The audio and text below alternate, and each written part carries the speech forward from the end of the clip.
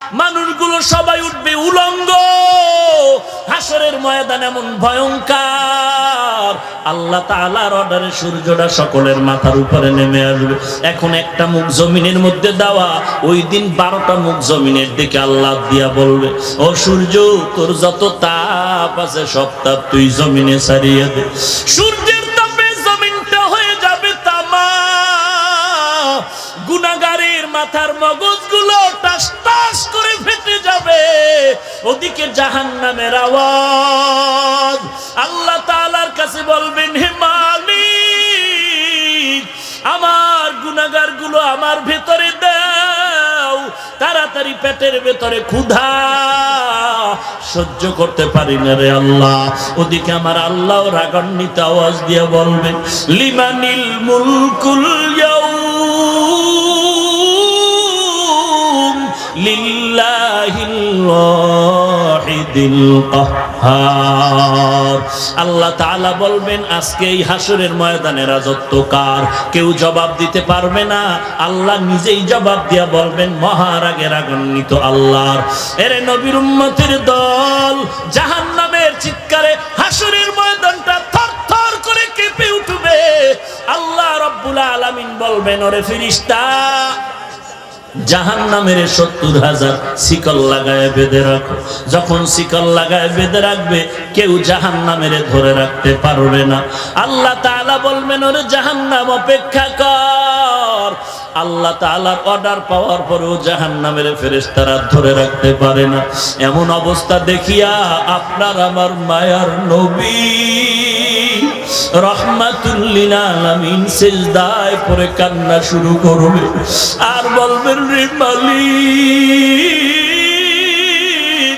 জাহান্নামের ফিরাও, আমার একটা উম্মত যেন জাহান্নামে না যায়। আল্লাহ বলবেন, ও নবী, আপনি সিজদা থেকে মাথা উঠায় দেন। আপনি কান্না করবেন না রে নবী, আপনার কান্না আমি আল্লাহ সহ্য করতে পারি না রে নবী। আপনি মাথা উঠায় দেন। ওয়ালা সাউফা ইউতিকা রাব্বুকা ফাতারদা। আমি আল্লাহ আপনাকে খুশি করার অঙ্গীকার করে রাখছি রে নবী। আল্লাহ তাআলা নবীকে ঠান্ডা করার জন্য কুদরতি হাতে একটু পানি দিয়া ফেরেশতাকে বলবেন, পানিটা জাহান্নামের ছিটায় দাও। জাহান্নামের গায়ে পানিটা দেওয়া মাত্র জাহান্নাম দ্রুত পেছনে ভাগতে থাকবে। ফেরেশতারা বলবেন, হে মালিক, এতবার শিকল দিয়ে ধরে রাখতে পারলাম না যে জাহান্নামটাকে। সামান্য একটু পানি দেওয়া মাত্র জাহান্নাম পেছনে ভাগতে শুরু করলো। ও আল্লাহ, জানতে চাই এই পানিটা কেমন বরকতের পানি? এটা কি জমজমের পানি নাকি আবে হায়াতের পানি? ওই পানিটা না কাউসারের পানি? আল্লাহ বলবেন, না না, এটা জমজমের পানিও না, কাউসারের পানিও না, এটা আবে হায়াতের পানিও না। এই পানি আমার দুনিয়াতে গুনাহগার উম্মতের চোখের পানি। দুনিয়াতে আমার গুনাহগার উম্মতেরা, আমার বান্দারা, মায়ার নবীর উম্মতেরা চোখের পানি ছেড়ে কান্না করেছে। এরে যুবক, দুনিয়াটা কিছুই না, চোখ দুটো বন্ধ করে দেখ, দুনিয়ার কত আপনজন আজকে বিদায় হয়ে গেল। শরিয়াতারা মুকদ্দম দারে আকনু মারিফাত আজ শরিয়াত নিশত বেরু শরিয়াত হো তরিকত হো তমামি হकीकत में मोहम्मद की गुलामी। যারা মারিফতকে মানে শরীয়তের বাইরে না ভেতরে? কথা বলেন না কেন? শরীয়তের মধ্যেই মারিফত আছে না নাই? কেমন আছে? কেমন আছে? ভালো করে বুঝেন, ভালো করে বুঝেন। গাভীর দুধের মধ্যে মাখন আছে না নাই? ঘি আছে না নাই? ছানা আছে না নাই? এই দুধের মধ্যে যেমন ঘি আছে, এটা কত পার্সেন্ট সত্য? খাগড়াছড়ির মানুষ কত পার্সেন্ট? গাভীর দুধের মধ্যে মাখন আসেনি, ঘি আসেনি? আছে। এটা যেমন সত্য, শরীয়তের মধ্যেই মারিফত আছে, এটাও তেমন। কিন্তু ব্যাপার হলো, দুধের মধ্যে যে মাখন আছে দেখা যায়নি, দেখা যায় না, আছে ঠিক সত্য। ঠিক শরীয়তের মধ্যে মারিফত আছে, সত্য, চোখে দেখা যায় না। কথা হলে কেমনে বুঝলাম মাখন আছে? বলবো কি? 5 কেজি দুধ, গাভীর দুধ আপনি একটা 10 কেজির পাত্রে নিলেন, নেওয়ার পরে 4 হাতের একটা বাঁশ নিলেন, মিডিয়াম সাইজের বাঁশ, বাঁশের একটা মাথা কেটে 5টা আঙ্গুল বানাইলেন, এরপরে পাত্রের মধ্যে আঙ্গুলওয়ালা বাঁশটা রাখলেন, একটা খুঁটির সাথে ওই পাত্রটা রেখে বাঁশটারে রশি দিয়ে বাঁধলেন, এরপরে একটা রশির 2টা মাথা হাতে নিয়ে পেঁচ দিয়া রশিটারে দিয়ে টানেন চরকার মতো, গামছা মাজায় লাগাইয়া আপনি রশির 2টা মাথা ধরে টানেন, বাঁশের চরকাটা খালি ঘুরে ঘুরে ঘুরে ঘুরে ঘুরতে ঘুরতে ঘুরতে ঘুরতে দুধের মধ্যে ফেনা জন্ম নেয়। হঠাৎ করে দেখবেন আপনার অনেকবার মেহনত করতে করতে ঘাম যখন বের হয়ে যাবে, দুধের ফেনা বের হয়ে গেল, হঠাৎ করে তাকায় দেখবেন এতক্ষণ মেহনতের পর দুধের উপরে মাখনটা ভেসে উঠেছে। ঠিক তেমনি ভাবে শরীয়তের মধ্যে মারেফত আছে, কোনো সন্দেহ নাই। বলে কেমনে পাবো? বলে চেষ্টা করো দুধওয়ালার মতো করো, মেহনত করতে করতে দেখবা তখন মাখন ভেসে উঠছে। শরীয়তের আমলের মধ্যে চেষ্টা করো, নামাজ পড়ো, রোজা রাখো, জিকির করো, কোরআন তেলাওয়াত করো, আল্লাহর মহাব্বত নিয়ে নবীর তরিকা নিয়ে আগাইতে থাকো। চেষ্টা করতে করতে এক সময় দেখবা আল্লাহর মারেফতের দরজা তোমার সামনে ওপেন হয়ে আছে। ইয়া ইলাহি तू मेरा माबूद है, या इलाही तू मेरा माशूक है, या इलाही मुझसे मुझको दूर कर, ताकि देखो मुझ में तुझको एक नजूर। তাহলে আমরা কি জানলাম? আল্লাহর মারেফতের জন্য শরীয়তের লাইনে চেষ্টা করা লাগবে। কি করা লাগবে? চেষ্টা করার জন্য 3টা ক্লাস আছে। কয়টা ক্লাস? শুধু নামগুলো বলে যাব সংক্ষেপে। 3টা ক্লাস চেষ্টা করতে হলে করতে হবে। 1 নাম্বার ক্লাসের নাম মুজাহাদা, 2 নাম্বার ক্লাসের নাম মুরাকাবা, 3 নাম্বার ক্লাসের নাম মুশাহাদা। মুজাহাদা মানে আল্লাহ পাওয়ার চেষ্টা করা। দলিল সূরা আনকাবুতের 69 নাম্বার শেষ আয়াত, ওয়াল্লাযীনা জাহাদু ফিনা লানাহদিয়ান্নাহুম সুবুলানা। এরপরে 2 নাম্বার ক্লাসের নাম মুরাকাবা, 3 নাম্বার ক্লাসের নাম মুশাহাদা। ওই মুরাকাবা আর মুশাহাদার ক্লাসের সবক হলো হাদিসের মধ্যে সব উলামায়ে কেরাম জানেন একটা হাদিস আছে, হাদিসে জিবরাইল। আসেনি? হাদিসে জিবরাইলের মধ্যে মুরাকাবা মুশাহাদার সবক। আল্লাহ তাআলার নবীকে জিবরাইল আমিন প্রশ্ন করলেন, ইহসান কাকে বলে? আল্লাহর নবী জবাব দিলেন, আনতা আবুদাল্লাহা কাআন্নাকা তারা ফা ইল্লাম তাকুন তারা ফা ইন্নাহু ইয়ারা। হাদিসে জিবরাইলের মধ্যে ইহসানের জবাব দিয়ে বলেন, আল্লাহর নবী বলেন, ইহসান কাকে বলে? বান্দা তুমি আল্লাহর ইবাদত এমন ভাবে করবা যেন তুমি আল্লাহকে দেখতে পাও। যদি আল্লাহকে দেখতে না পাও, এমন নিয়তে আল্লাহর ইবাদতের দরজায় দাঁড়াও যেন আমাকে দেখতেছে। এর নাম কি? ইহসান। দেখছেন নি কায়দাটা কি? এখানে গেল ইহসান। আর সূরা আনকাবুতের 3টা সবকের ইশারা কিন্তু এই আয়াতের মধ্যে আছে। উঠা বসা করে কেন? কি ছেড়ে দিব? মোনাজাত দিয়ে দিব? দেখছেন একটা লাইনে আসতেছি, আমি এটা সহ্যই করতে পারি না। ভাইরা আমার একটু খেয়াল করেন, হাদিসে জিবরাইলের মধ্যে কি জবাব দিলেন নবী ইহসানের? ইহসান কাকে বলে? বান্দা আল্লাহর ইবাদত করবে যেন আল্লাহকে বান্দা নিজে দেখে, এই নিয়তে। অথবা যদি আল্লাহকে দেখতে না পায়, এতটুকু খেয়াল করবে আল্লাহ আমাকে দেখেন। এর নাম কি? ইহসান। দেখেন আয়াতের শেষেও কিন্তু ইহসানের সবক, ওয়া ইন্নাল্লাহা লামাআল মুহসিনিন। মুহসিন কারা? যাদের মধ্যে ইহসান থাকে। ইহসান কাকে বলে? যেই বান্দা আল্লাহকে দেখে ইবাদত করে অথবা আল্লাহ দেখতেছেন মনে করে ইবাদত করে, এ হলো মুহসিন। আর মুহসিনের সাথে কে আছেন? কথা বলেন না কেন? তাহলে চেষ্টার সবক ক্লাস 3টা, মুজাহাদা, মুরাকাবা, মুশাহাদা। মুজাহাদা হলো ওয়াল্লাযীনা জাহাদু ফিনা লানাহদিয়ান্নাহুম সুবুলানা। মুরাকাবা মুশাহাদার সবক ওয়া ইন্নাল্লাহা লামাআল মুহসিনিন। একই আয়াতে 3টার সবক আছে। আর এই 3 ক্লাসে বান্দা যদি কামিয়াব হতে চায় 3টা গুণ লাগবে। কয়টা গুণ লাগবে? সব ছাত্র কি পাস করেনি? হ্যাঁ, খুব সাবধান। সব ছাত্র কিন্তু ভালো নাম্বার পায় না। এরে মুমিন, আল্লাহর মারিফত অর্জনের জন্য তোমার কাজ হলো চেষ্টা করে যাও। 3টা ক্লাস করো। 1 নাম্বার ক্লাসের নাম মুজাহাদা, 2 নাম্বার ক্লাসের নাম মুরাকাবা, 3 নাম্বার ক্লাসের নাম মুশাহাদা। আমার আয়াত 69 নাম্বার আয়াত সূরা আনকাবুত। এই আয়াতের মধ্যে 3টার সবক দেওয়া আছে। মুজাহাদার সবক প্রথম অংশ, দ্বিতীয় অংশ বললেন আল্লাহ তাআলা মুহসিনের সাথে আছেন। মুহসিন কারা? যাদের মধ্যে থাকবে ইহসান, ইহসানের গুণ। ইহসান কাকে বলে? হাদিসে জিবরাইলের মধ্যে আছে, যারা আল্লাহকে দেখে দেখে ইবাদত করে অথবা আল্লাহ দেখেন মনে করে ইবাদত করে, এরা হলো মুহসিন। এরে নবীর উম্মতের দল, এই 3টা ক্লাস যদি তুমি কামিয়াবির সাথে অতিক্রম করতে চাও, 3টা গুণ লাগবে। কয়টা গুণ? 1 নাম্বার গুণের নাম হলো আদব। বেদ্যপ জীবনে এই ক্লাস করতে পারবেন। যে কয় মারেফত বলতে কিছু নাই, ও ক্লাসটা করবে কি? হ্যাঁ, যে কয় হাটহাজারীর হুজুর কাফের, এর মধ্যে কি পরিমাণ আদব আছে? যে বলে ইমাম আবু হানিফা মুশরিক, এই আশেকের মধ্যে কি পরিমাণ আদব আছে? যে বলে খাজা মাইনুদ্দিন গাঞ্জাখোর, কি নাউজুবিল্লাহ ইয়ে না? নাকি আপনার ওই পক্ষের দালাল? আওয়াজে তো বোঝা যায় কিছু কিছু দালাল। মদিনার দালাল হ, কাজে লাগবে। মদিনার দালাল হ।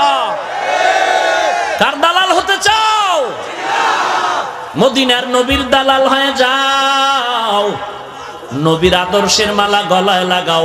আমি আমার পীরকে মানি, ইমামরে মানি।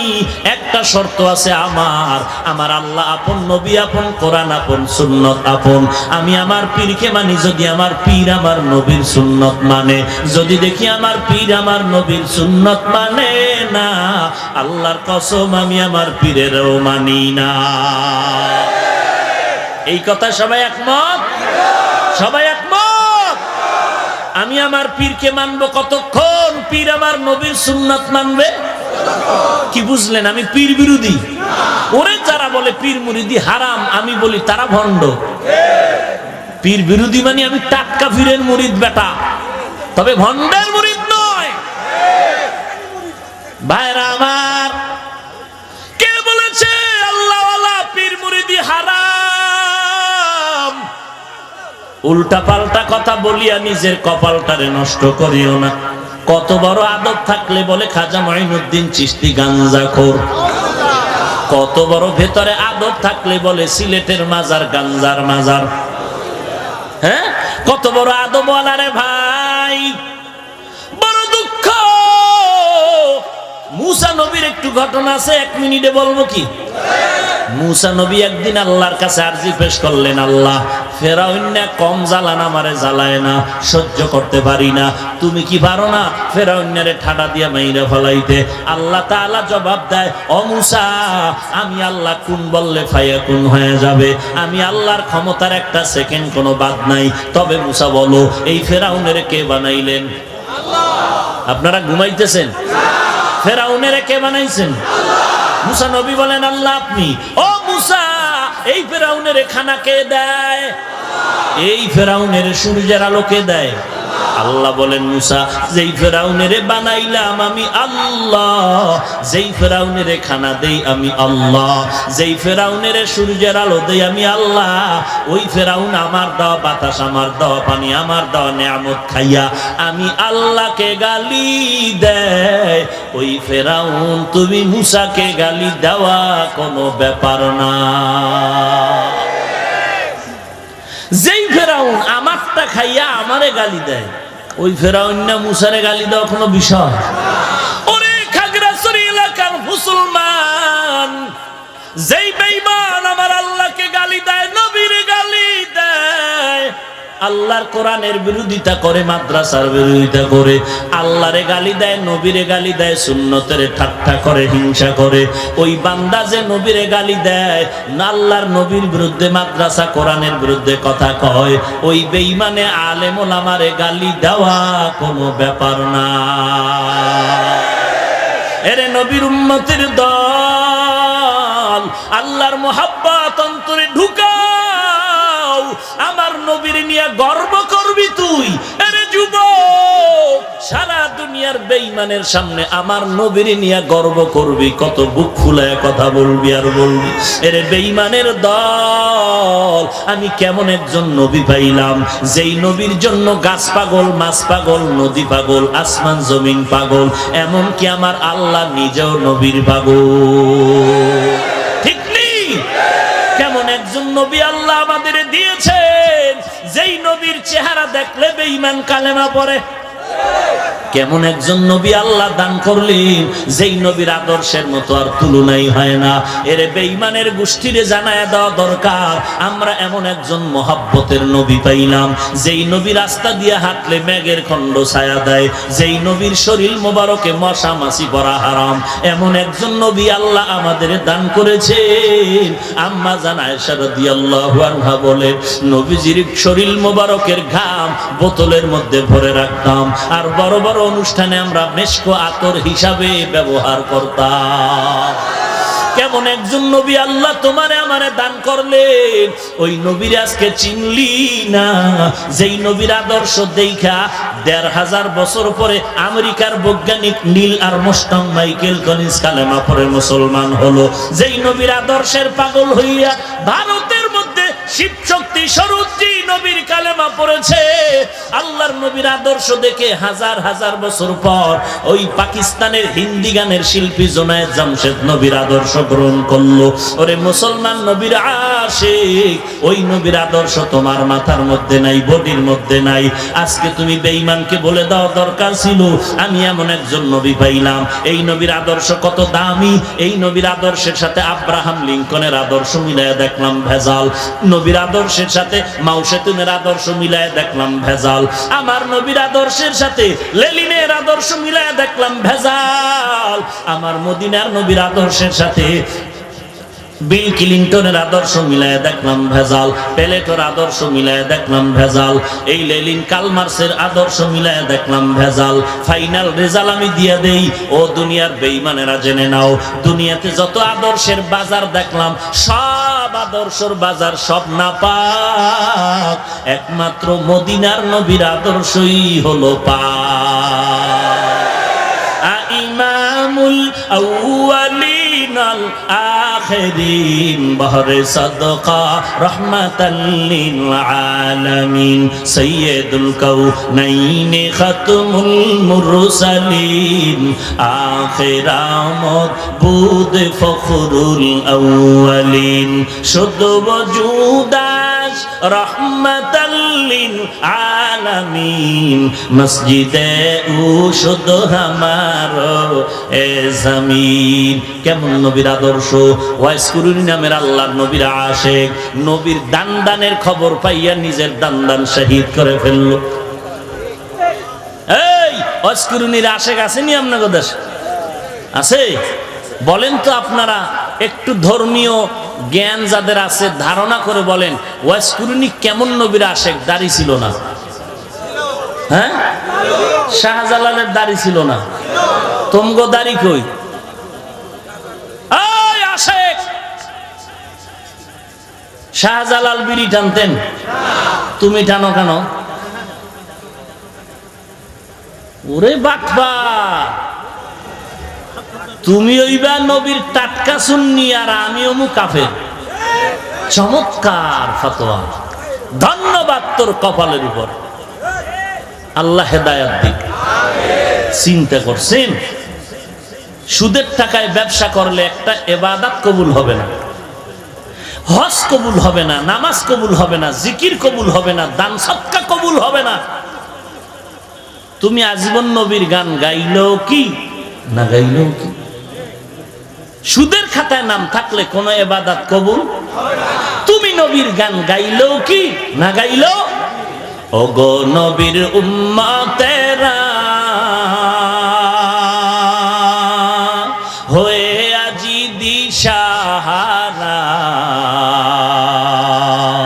কোরআন হাদিসে রে চলো যখন যাহা চায় মনে, নবী বিনে কে তরাবে পুলসিরাত মিজানে, নবী বিনে কে তরাবে পুলসিরাত মিজানে। চলো চলো চলো মুমিন চলো নবীর সন্ধানে, নবী বিনে কে তরাবে পুলসিরাত মিজানে, নবী বিনে কে তরাবে পুলসিরাত মিজানে। খারাপ লাগে? গান গাইতে পারি না? আল্লাহ গান গাওয়ার জন্য কণ্ঠ দিছে। আমরা কোরআনের আয়াত পড়বি শুদ্ধ করে, তেলাওয়াত করবি যেন কলিজা ঠান্ডা হয়ে যায়, রসুলের হাদিস পড়বি মানুষের পায়ে ধরে বুঝাবি। খালি গান গাইলে কি হক আদায় হবে না? কোরআনের আয়াত নেই, হাদিস নেই, শুধু গান আর গান, গান আর গান। নবী আমার জীবন ভরে দিনের লাগি কষ্ট করে,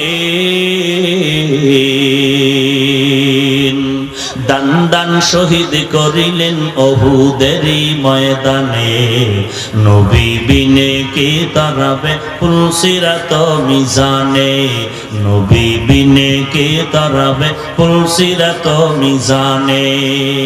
এমন এতিম নবী আমার, পিতা মাতা নাই যে তাহার, তারপরেও কত মারা মারলো তাকে দুশ্মনে, নবী বিনে কে তরাবে পুলসিরাত মিজানে, নবী বিনে কে তরাবে পুলসিরাত মিজানে। আরে নবীর আশিক কোথায় গেল সেই নবীর উম্মত? উম্মত কই? নবীর সুন্নাত কই? আজকে উম্মতের চেহারা দিয়ে তাকাইলে ভয় লাগে সালাম দিয়া ঠগি নাকি, কারণ উপর দিয়া তাকাইলে বোঝা যায় না এটা নবীর আশিক নাকি নবীর বড় দুশমন।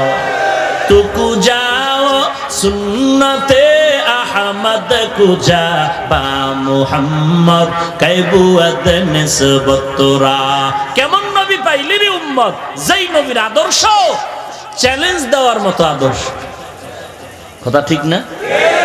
এরে আল্লাহর নবীর উম্মতের দল মক্কার কাফের মুশরিকরা বলতো তোরা কেমন নবী মানো যেই নবী বাথরুমে যাওয়া আসার নিয়ম শিখায়। সাহাবী দাঁড়াইয়া কয় না না, আমরা এমন নবীর উম্মত যেই নবী শুধু বাথরুমে যাওয়া আসার নিয়ম শিখায় না, ওই নবী আমগো পানি ব্যবহার করারও নিয়ম শিখায়। এরে নবীর উম্মতের দল কেমনে জামাটা পরবি সেখানেও নবীর সুন্নত, কেমনে পোশাকটা খুলবি সেখানেও নবীর সুন্নত, আঙ্গুলের নখগুলো কেমনে কাটবা কেমনে রাখবা এখানেও নবীর সুন্নত আছে না নাই?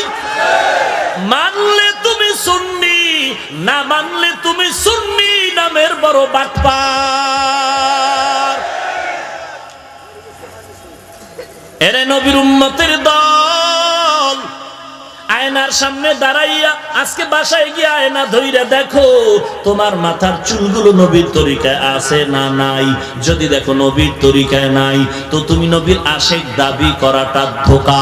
তুমি এবার তাকাইয়া দেখো তোমার পোশাকের মধ্যে নবীর তরিকা আসেনি, যদি দেখো নাই তো আশিক দাবি করাটা ধোঁকা। তোমার আঙ্গুলের নখগুলোর দিকে তাকায় দেখো নবীর তরিকায় নখ কাটলানি রাখলানি, যদি দেখো নাই তাহলে আশিক নামের দাবিদার তুমি ধোঁকা।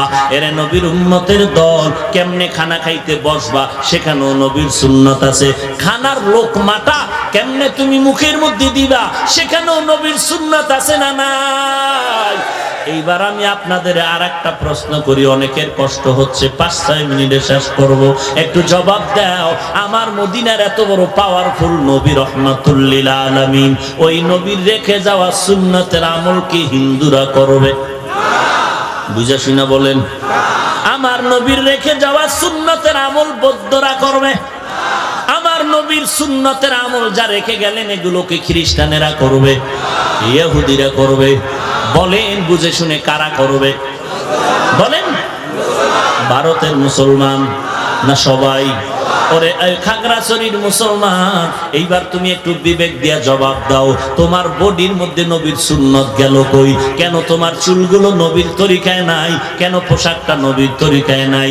একজনে যদি সিফা দিয়া ডাক দিয়া কয় হাফিজ ভাই, এগুলো তো আমরা পড়বো না, এটা তো আলেম ওলামারা পড়ে, এত তাবলীগওয়ালারা করে, এই সুন্নত তো আমগো লাগে না। এই সুন্নত যারা মাদ্রাসায় পড়ে তারা করবে, আমগো স্কুল ওয়ালাদের লাগে না। এই সুন্নত যারা করবে কওমিওয়ালারা করবে। তাহলে আমি বলবো, যদি তোমরা এই সুন্নত গুলো আমগো বাগে ফালায়া দাও, তাহলে আমরাই হব জমিনের মধ্যে শ্রেষ্ঠ নবীর আশিক, এবং ইনশাআল্লাহ আমরাই সবার আগে জান্নাতে যাব। ভাইরা আমার, রাহমাতুল লিল আলামিনের সুন্নতের মালাটা গলায় লাগাও। বলো খাগড়াছড়ির মুসলমান, এতক্ষণ আমি আপনাদের সামনে যে চিল্লাইয়া বয়ান করলাম, বলেন আমি কোন পীরের দালালি করলাম নাকি? আমি কি বলেছি অমুক দরবারে যাও? আমি সবাইকে কথার ফাইনাল একটাই বললাম, তুমি যেই দল করো, যেই লাইনে থাকো, ভালো করে মনে রাখবা আমার আল্লাহ আপন, আমার নবী আপন। এরপরে এর সাথে যারা থাকবে তারা আপন, যারা নাই তারা দুশমন, আপন নয়। এরপর ভালো করে খেয়াল করো, দুনিয়াতে আসছি যেই হালাতে, যাওয়ার হালাতটাও সমান। যখন সবাইকে কবরে রেখে সবাই চলে যায়, যাওয়ার বেলায় কবরের মধ্যে রাইখা যখন চলে গেল, ওই কবরে ফেরেশতা আসবে নি? পিসাবের দায় আইব না? ধনী লোকের কাছে আসবে না? পিস্তল আছে, পিস্তল আসবে নি? আসার পরে এরপরে প্রশ্ন করবে নি?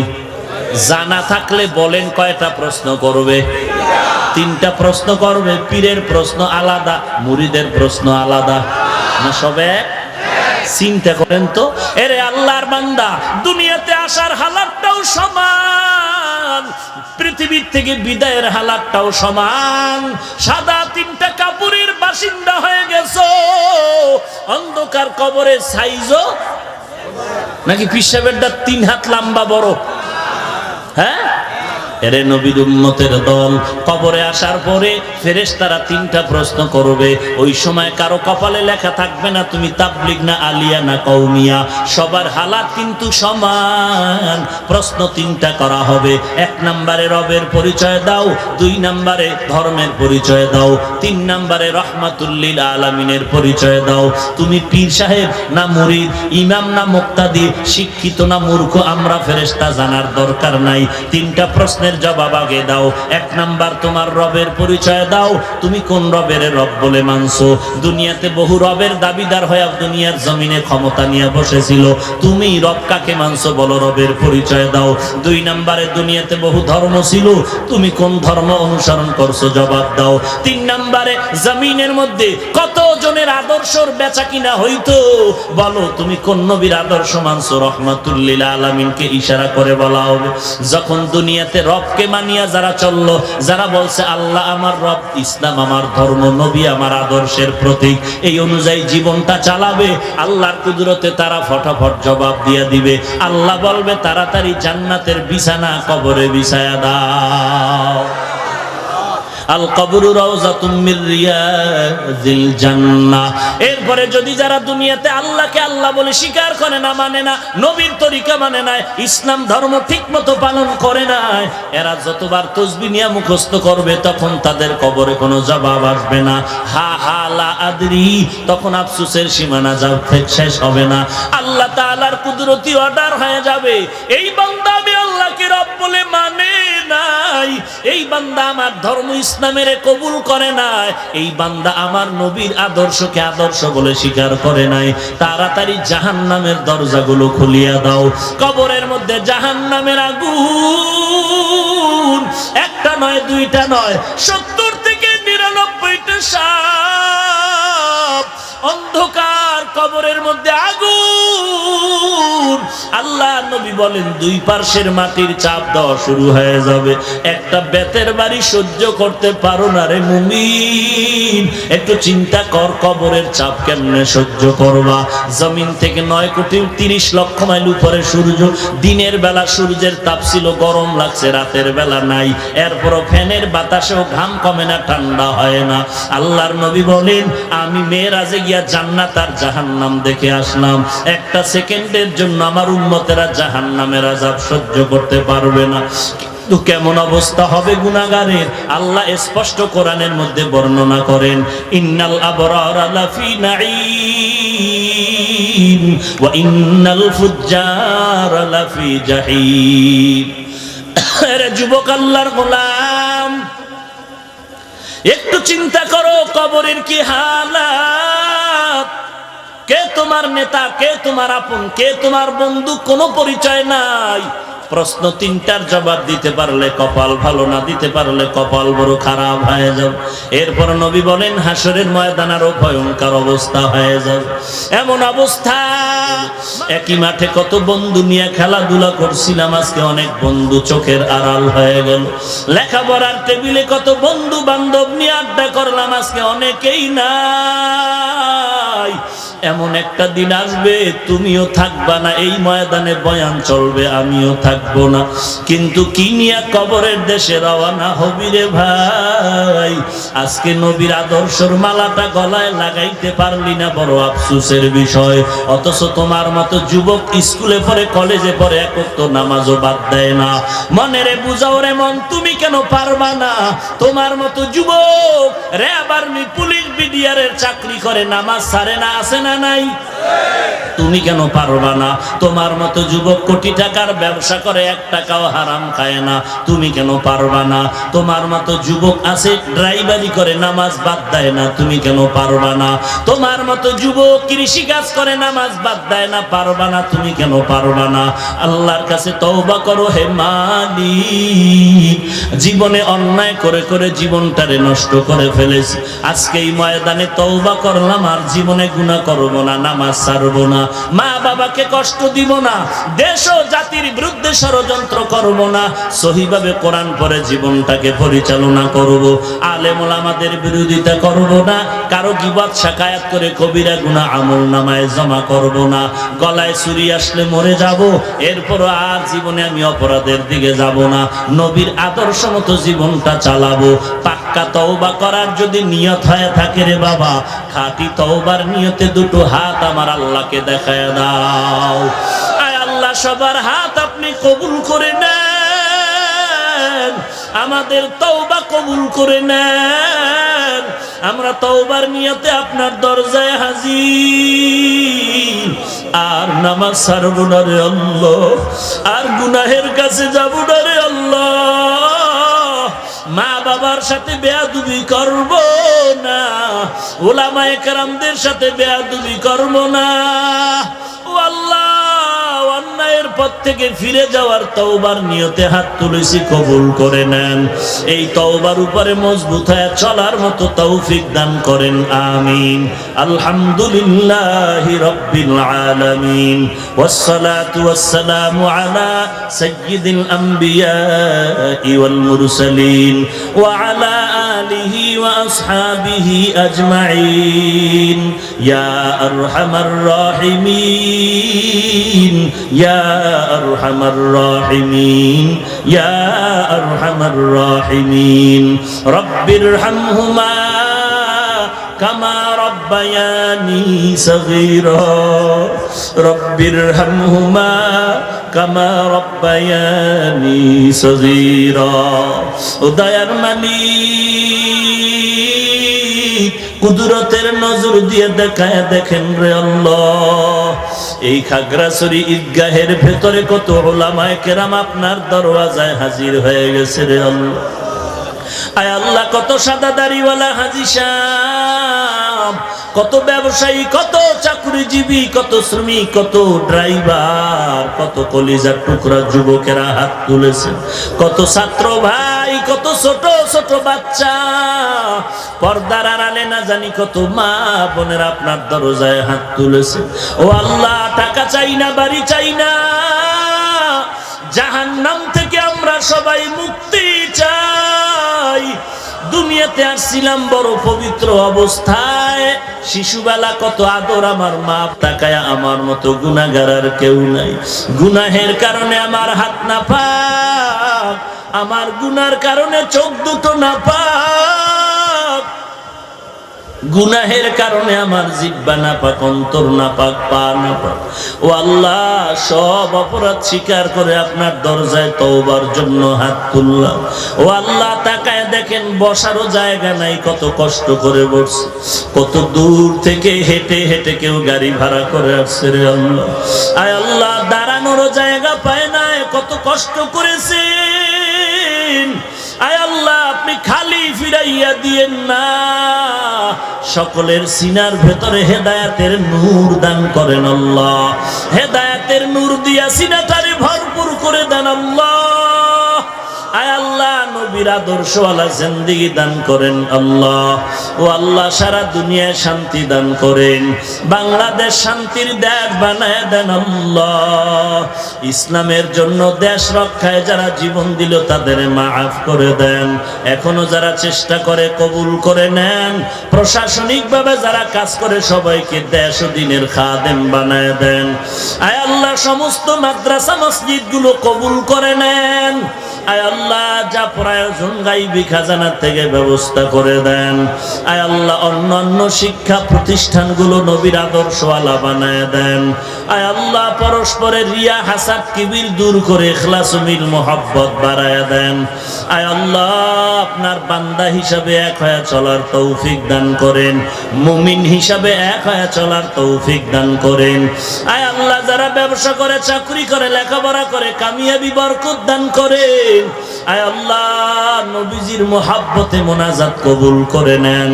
আয় আল্লাহ, নবীজির রওজায় গিয়ে সালাম দেওয়ার তৌফিক দান করেন, বাইতুল্লাহর গিলাফ ধরে ধরে লাব্বাইক বলে আওয়াজ দেওয়ার তৌফিক দান করেন। আয় আল্লাহ তাআলা, আমাদেরকে খালি ফিরাইয়া দিয়েন না। আয় আল্লাহ, কত বান্দা এখানে আছে যাদের মূল বাড়িতে মা বাবা রেখে এখানে পড়ে আছে, জীবিকার তাগিদে আছে রে মালিক। আয় আল্লাহ, মা আছে রে, বাবা আছে রে, এখানে এতিমের মতো বসবাস করতেছে।